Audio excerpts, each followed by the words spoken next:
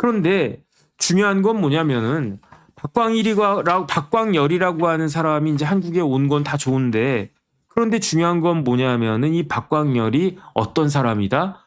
뭐 이렇게 사람을 3명이나 쏴 죽이고 그런 아주 흉악범이기도 하지만 그거는 뭐 유족들한테는 굉장히 안타까운 일이고 뭐 이렇게 슬픈 일이고 억울한 일이고 그다음에 뭐 그 유족들도 사실은 그 피해자들도 뭐 사기를 갖다가 친 그런 분 아닌가 그런 생각이 들기도 들지만 어쨌든 그런 일을 당하셨으니까 뭐 안타깝다는 생각이 들기는 드는데 중요한 거는 현재잖아요. 저 박광열에 의해 가지고 지금도 우리나라에 마약이 확산되고 있으니까. 그러니까 그러면서 이 와중에 이름이 딱 나오는 사람이 누구냐? 그게 바로 황하나예요. 황하나. 황하나는 어떤 사람입니까? 황하나는 몇 년생이냐면은 1988년생이에요. 그러니까 박광열보다 10살 밑이야. 그런데 황하나가 왜 유명하냐? 옛날에 지금보다도 한 10년쯤 전에 그때 황하나가 유명하지 않았습니까? 왜 유명하냐면 SNS에 뭐 이렇게 그 유명한 인플루언서 같은 역할을 하지 않았나? 그 다음에 얼굴도 이쁘잖아요. 그 다음에 뭐 몸매도 이쁘고 그 다음에 지금은 88년생이 몇 살이야? 지금은 그 2026년이니까 88년생이 벌써 30대 후반이네요. 38살 막 이렇게 됐네. 하지만 10년 전 막 이러고 20대 때나 이럴 때에는 황하나가 상당한 미모를 가지고 있는 사람 아니었습니까? 이쁜데 할아버지가 정확히는 외할아버지가 재벌이래. 그럼 돈도 많겠네. 그 다음에 황하나가 보니까 경기초등학교, 대한민국의 3대 초등학교가 경기초등학교 어디 뭐 그랬습니다. 경기초등학교 나오고 부잣집 딸이니까 그 다음에 예원학교 나오고 중학교는 예원 나왔어요. 그 다음에 고등학교는 미국 유학 가가지고 뭐 베버리 힐스인가 어쨌든 좋아 보여요. 그런데 뭐 대학은 뭐 어느 전문 대학을 갔는데 뭐 졸업 못해가지고 고졸이다 뭐 그런 이야기가 있던데 어쨌든 보니까 그 부잣집 딸에다가 이쁘고 뭐 그런 사람이 SNS에 글 많이 올리고 사진 많이 올리고 하니까 유명해졌단 말이죠. 그런데 그 황하나가 뭐로 유명해졌느냐? 2가지예요. 첫 번째는 마약. 그다음 2번째는 박유천이라고 유명한 그 배우 있잖아요. 배우였나 가수였나? 가수였던 것 같은데 잘 모르겠습니다. 어쨌든 박유천은 유명해. 얼굴도 제가 기억이 나는데 이 박유천하고 결혼까지 하려고 생각했던 사람이 황하나였는데 2017년 9월에 결혼식 한다고 그랬었다고 그래요. 저는 기억이 안 나는데 찾아보니까 2017년이면 벌써 10년쯤 됐네. 9년 전이네. 그때는 박유천이 한창 상한가 치고 있었던 그런 때였는데 그러니까 황하나는 이래저래 유명할 수밖에 없지. 그런데 중요한 건 뭐냐면 황하나가 어렸을 때부터 마약에 손을 댔던 것 같아요. 그래서 뭐 이거는 정확한 건 아닌데 뭐 이런저런 그 뭐 이야기들에 따르면은 2010년부터 대마초에 손을 댔대요. 2010년이면 황하나가 몇 살 때입니까? 22살 때잖아요. 22살 때면 미국 유학 가가지고 뭐 대학인지 전문대학인지 그런데 다니고 뭐 그렇게 그럴 때인데 그 어린 나이 때부터 대마초에 손을 대기 시작했다는 기사가 나오는 것 같고 그리고 난 다음에 진짜로 걸린 건 언제냐면 2011년도였어요. 2011년에 마약류 관리법 위반으로 기소유예를 받았어요. 그러니까 아마 뭐 초범이고 그다음에 심각하게 그다음에 어리고 하니까 2011년이면요. 23살 때 아니겠습니까? 그때 이미 걸렸던 거예요. 걸려가지고 뭘로 어떤 처분을 받았느냐. 처벌받지는 않았는데 기소유예를 받긴 받았는데 기소유예도 범죄를 저질렀다는 이야기 아니겠습니까? 그런데 그러면 정신을 차렸어야지. 그런데 진짜로 걸렸던 건 언제냐면 2015년이었어요. 2015년 9월에 논현동에 있던 일반 가정집에서 어떤 친구하고 친구인지 뭐 후배인지 공범이 있었어요. 그 사람하고 같이 이번에는 대마초도 아니고 필로폰을 갖다가 맞았어요.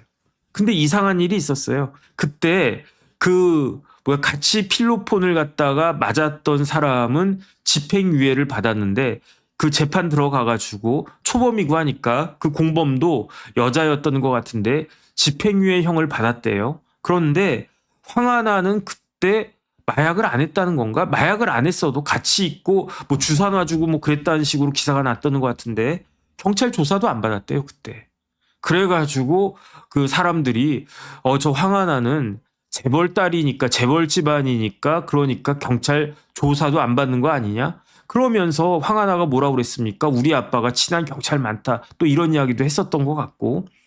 그리고 난 다음에 이제 진짜로 걸렸던 건 언제냐?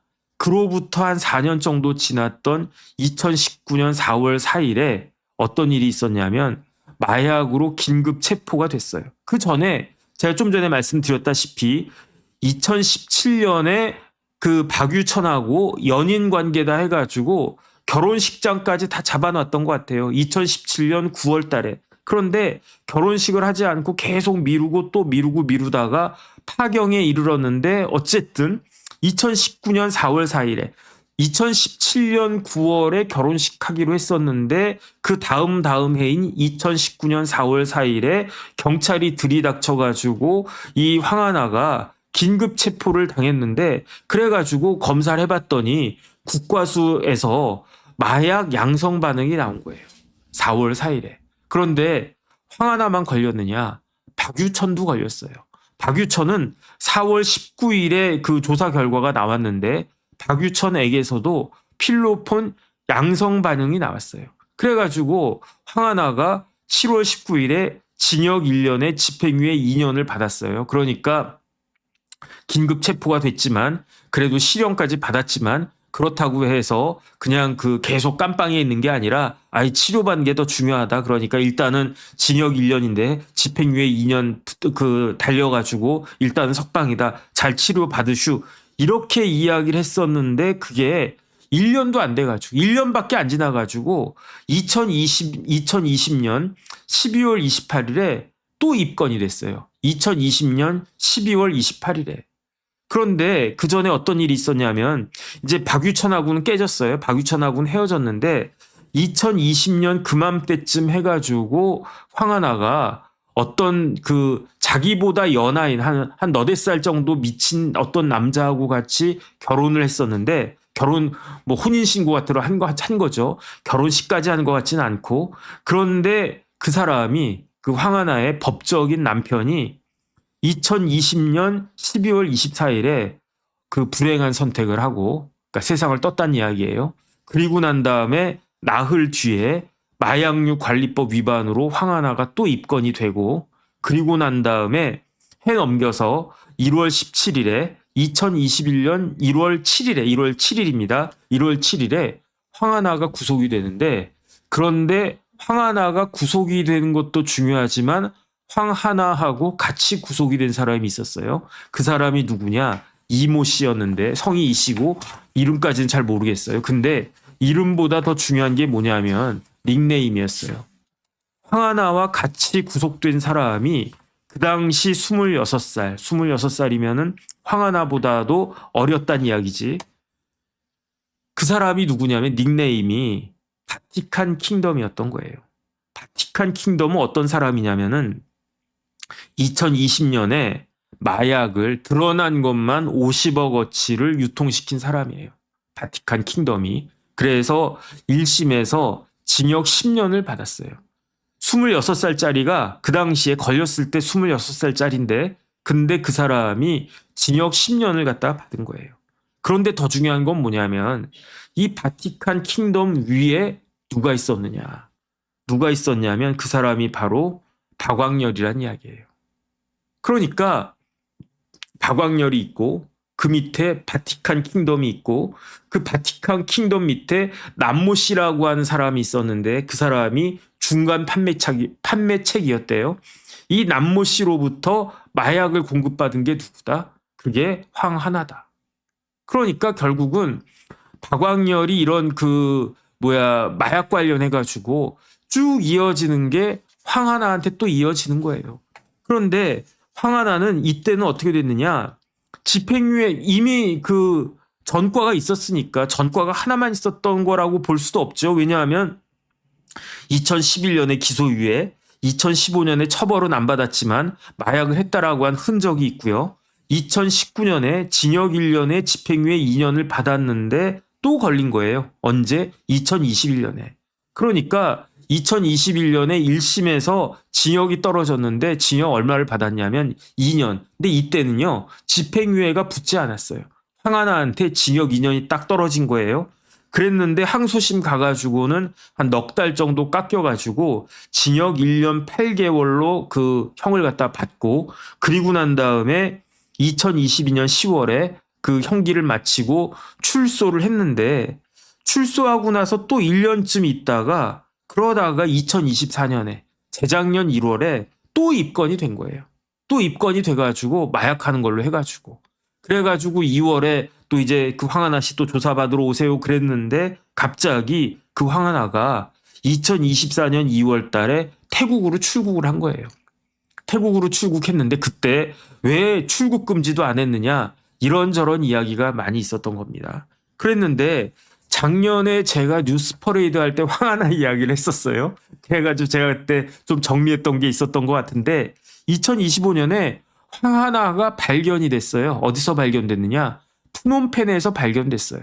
근데 그때 푸놈펜에 뭐가 있었습니까? 그 푸놈펜에 한국 사람들 이렇게 잡혀가가지고 막 그 뭐 살해당하고 뭐 그런 거, 그러한 그 뭐라고 했지, 무슨 뭐 범죄 단지. 범죄 단지가 어디 있었습니까? 캄보디아에 있었잖아요. 푸놈펜에도 범죄 단지가 있었다고 그랬었어요. 그래서 야씨, 저도 캄보디아에 여러 번 갔다 왔었어요. 제가 캄보디아에 왜 여러 번 갔었냐면은 무슨 저희 지도 교수님 모시고 학회한다고 2번 갔었고, 그 다음에 옛날에 부산저축은행에서 그 캄보디아 푸놈펜에다가 캄코시티라고 하는 그러한 그 프로젝트 한다고 해가지고 부산저축은행의 피해자도 많이 있고 해가지고, 그래서 이제 예금보험공사 관련된 그런 일이 있어가지고 제가 뭐 캄보디아도 뭐 몇 번 더 가보고 막 그랬었는데, 근데 작년에 푸놈펜 뭐 범죄 단지, 나 같은 사람 잡혀가면은 범죄 단지 잘못 끌려가가지고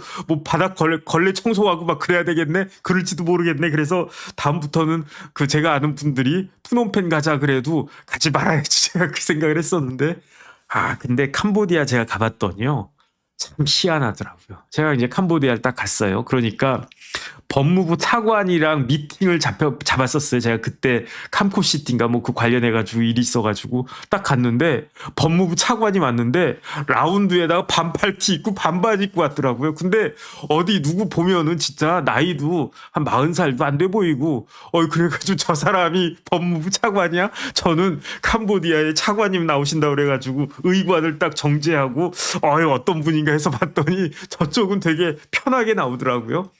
알고 봤더니 그 법무부 차관이 캄보디아에는 뭐 여러 명이 있대요. 여러 명이 있고, 그 차관 이런 게 중요한 게 아니라 그 훈센 총리나 그 일가가 다 이걸 하고 있기 때문에, 어쨌든 캄보디아니까 그 생각이 나네요. 근데 그렇게 해가지고 막 캄보디아 관련해서 우리나라 사람들이 이렇게 죽어가고 있다. 그 다음에 그 사람들이 뭐 해가지고 뭐 이렇게 전화 사기 해가지고 피해자가 막 남발되고 있다. 뭐 그런 다음에 그 한국 사람들 구출해 왔다 그랬는데, 알고 봤더니 그 사람들이 사기꾼들 아니었습니까? 막 그런 일들이 있었을 때 황하나가 딱 찍혔던 거예요. 뭘로 찍혔다? 푸놈펜에 있다. 푸놈펜에. 제가 깜짝 놀랐던 게, 제가 처음에 캄보디아 푸놈펜 갔을 때는 진짜로 뭔 놈의 도시가 이러냐 그랬는데, 제가 코로나 터지기 직전에 갔었거든요. 마지막으로 제가 푸놈펜 갔던 게 코로나 터지기 직전이었는데, 와, 푸놈펜에 공항은 옛날하고 똑같아요. 그래가지고 무슨 공항이 뭐 이 모양이냐, 이놈의 나라는 이렇게 바뀌지도 않나 그랬는데, 그 공항은 똑같더라고요. 지금은 어떻게 된지 모르겠어요. 근데 시내 들어오니까 50층인지 70층인지, 와, 좋은 데는 강남 뺨치는 그러한 그 뭐 동네가 되어 있더라고요. 어쨌든 푸놈펜의 그렇게 럭셔리한 주상복합에서 황하나가 태국의 부자들과 같이 지내고 있다라고 하는 게 그 신문에, 그 방송에 딱 뜬 게 있었어요. 그러다가 황하나가 작년 12월 24일에 귀국을 합니다. 그리고 난 다음에 26일에 구속이 됐는데, 왜 작년에 황하나가 귀국을 했냐면 아들이 하나 있었어요. 아들이 2025년생, 작년에 태어난 아들이 있었어요. 전 남편은 이제 그 세상을 뜬 게 2020년이었으니까 전 남편 자식은 아니죠. 뭐 누군데 아버지가 있기는 있겠지. 그런데 황하나가 애도 생기고 했으니까 캄보디아에 더 있을 수 없어서 어쨌든 내가 그 구속될 것을 각오하고 그리고 한국에 들어왔다. 이렇게 딱 되어 있었는데 그런데 어쨌든 중요한 건 뭐냐면은 이 황하나는 뭐하고의 접점이 되느냐. 황하나는 두 가지거든요. 첫 번째 뭐라고 그랬습니까? 박왕렬의 고객이었다고 그랬잖아요. 박왕렬, 바티칸 킹덤, 그 밑에 남모씨로부터 해가지고 그 라인으로 해가지고 마약을 받았다는 거 아니겠습니까? 그런데 황하나 하면 또 뭐가 생각이 나느냐? 황하나 하면 옛날에는 두 가지가 생각났었어요. 첫 번째는 박유천, 두 번째는 버닝썬의 단골이다. 버닝썬이라고 하는 그 바에 가가지고 거기를 갔다가 뭐 대표도 잘 알고 그래가지고 그 지금까지는 황하나 하면 다시 한번 정리를 하면 황하나 하면 박유천 그리고 버닝썬이었는데 이제 하나가 더 늘어나게 된 거죠. 그게 뭐다? 박왕렬이다. 버닝썬은 옛날부터 있었던 무슨 빤가 뭔가 저는 그런데 가보질 못했어요. 왜냐하면 가려고 그러면 뺀지나 못 들어가. 아저씨 가. 아저씨 같은 사람들이 여기 올 때가 아니야. 아저씨는 옛날에는 뭐 그런 거 있지 않았나? 그 뭐지 이렇게 뭐 앉아가지고 뭐 이렇게 뭐 그렇고 하는데 그런 데나 가. 뭐 카지노가 아니고 뭐였죠? 그 뭐지 스탠드바 뭐 그런 데나 가 뭐 그래야 되나? 어쨌든 저는 스탠드바도 가본 적이 없는데 근데 버닝썬 같은 데는요, 저는 당연히 끼워주지도 않았겠죠. 그런데 어쨌든 황하나 정도 돼야 버닝썬의 단골이 됐던 것 같습니다. 그런데 버닝썬이 이전부터 있었던 이런 데를 뭐라고 해야 되나, 클럽이라고 해야 되나, 어쨌든 있었는데 버닝썬이라고 하는 이름으로 개장된 게 언제다? 2028년 2월 23일에 2028년 2월 23일에 버닝썬이 개장이 됐대요. 그래가지고 언제까지 이 버닝썬이 운영이 됐냐면 2019년 2월 17일까지 한 1년 정도 버닝썬이 운영이 되다가 그러다가 클로즈가 됐습니다. 왜 클로즈가 됐습니까?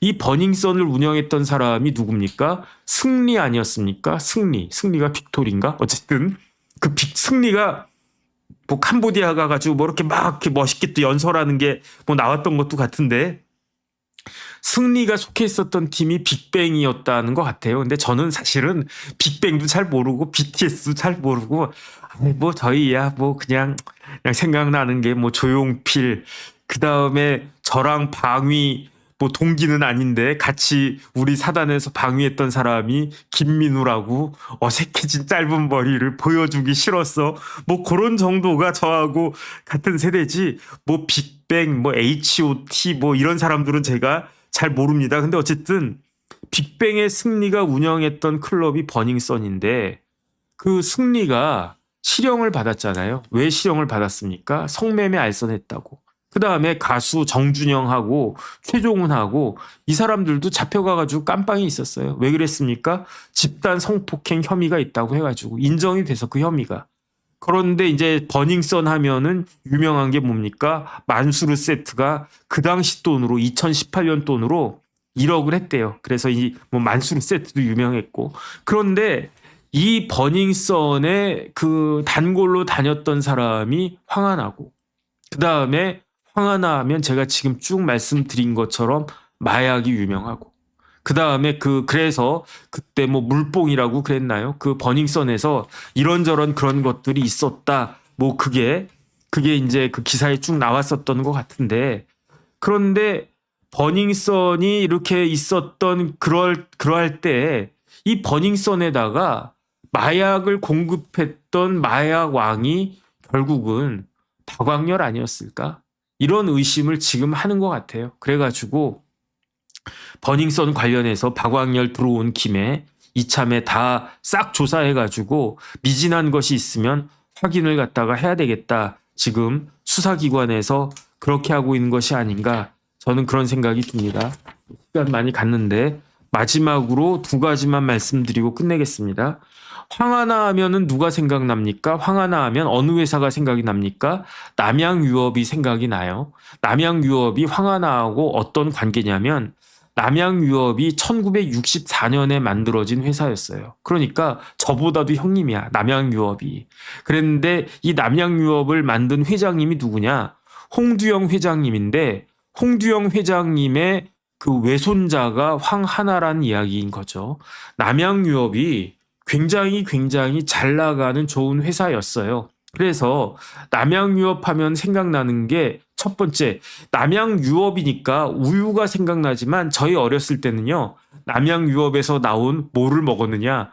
분유를 먹었어요. 아, 분유가 그냥 달달하니 맛있지 않았습니까? 그래서 분유 한 통 사다 놓고 숟가락 딱 놓고 생각날 때마다 퍼먹고 제가 뭐 그랬었던 것 같은데, 그 다음에 남양유업 하면 생각나는 게 뭐냐면요. 저희 때는 우량아 선발대회 뭐 이런 게 있었어요.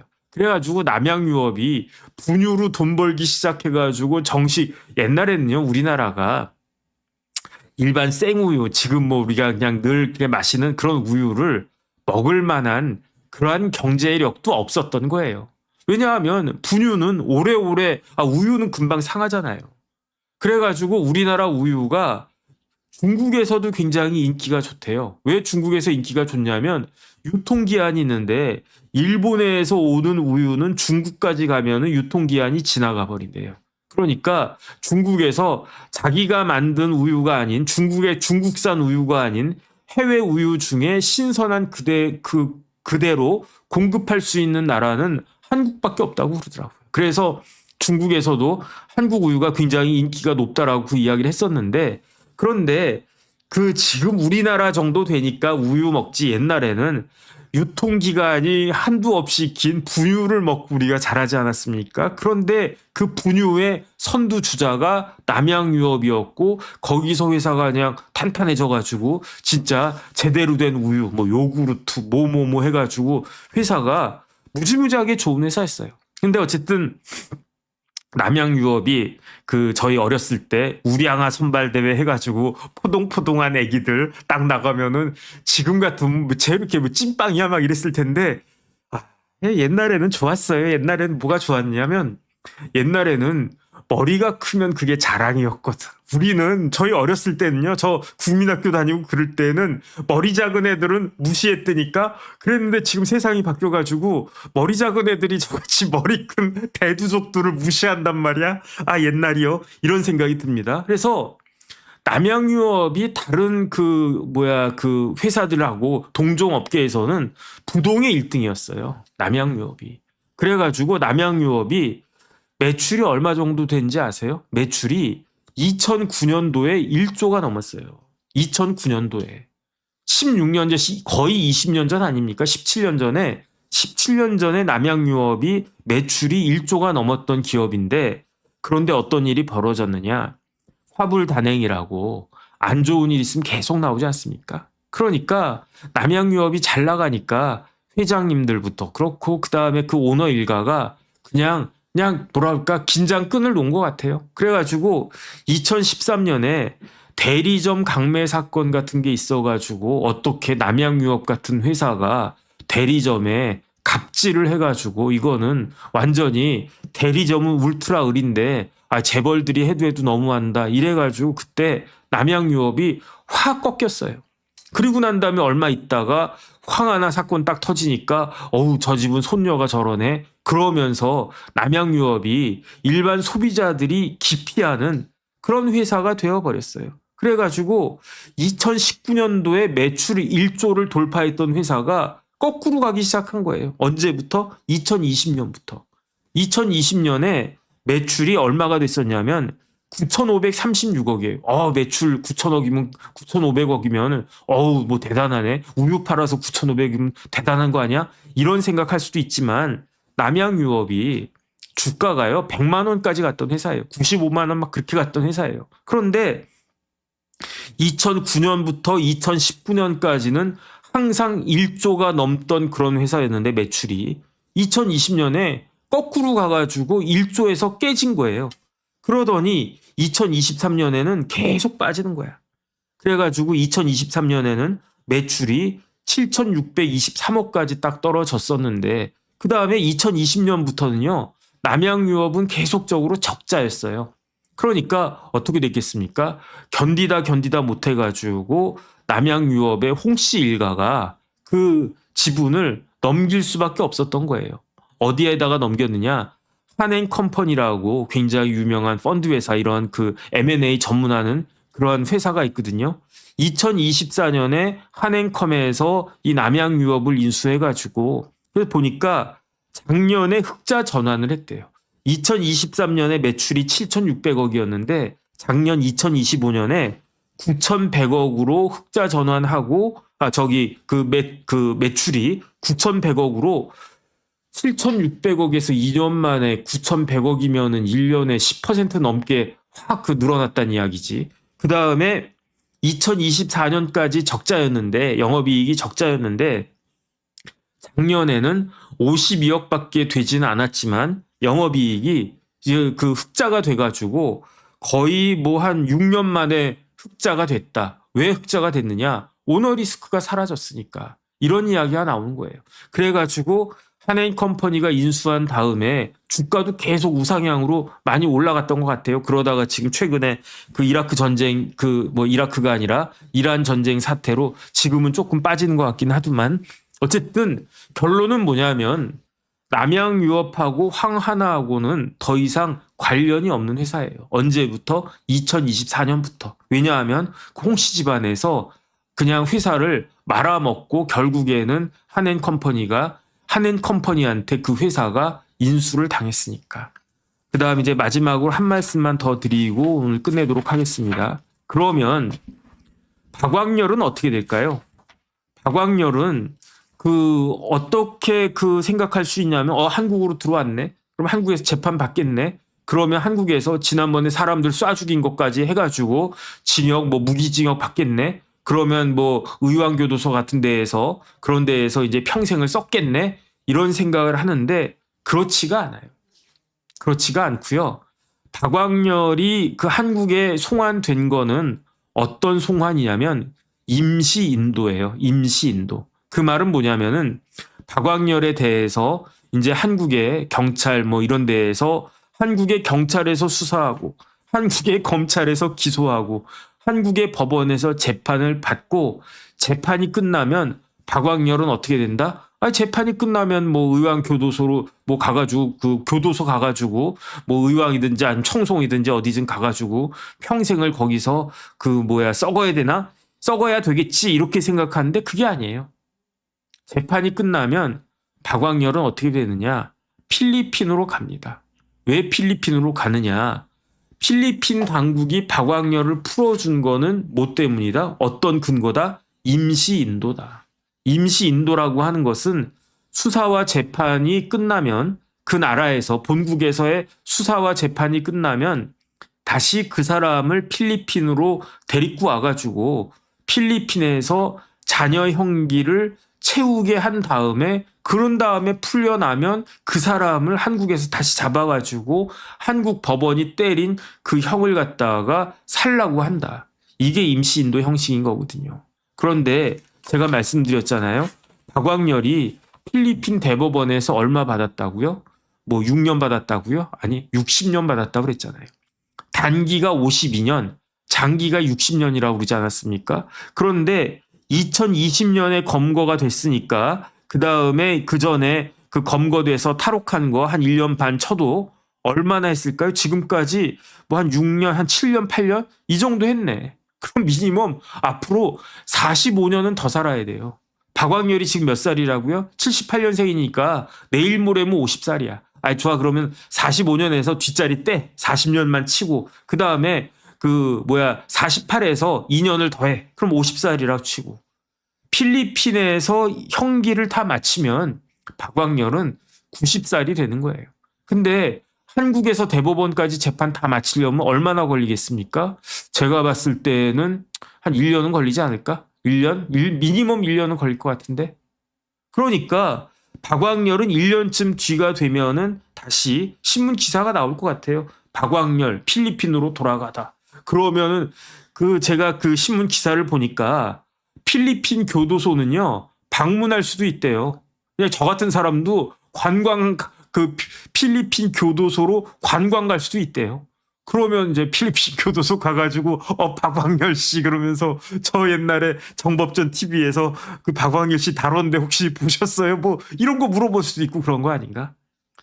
어쨌든 이런 식으로 아마 그 진행이 될 것 같은데 제 개인적인 생각으로는 뭐 대통령이 박광열을 한국으로 불러와가지고 그래서 한국법의 심판을 받게 하게 한 것은 저는 잘한 일이다라고 생각을 하는데 더 중요한 건 뭐냐면은 우리나라에 마약이 퍼지지 않게끔 뿌리 뽑는 마약 청정국으로 다시 되돌리는 노력이 필요하지 않을까 저는 개인적으로 그런 생각이 들고요. 그 다음에 뭔지 이렇게 찜찜한 게 버닝썬 아니겠습니까? 그때 뭐 경찰총장 이야기 나오고 막 그러지 않았습니까?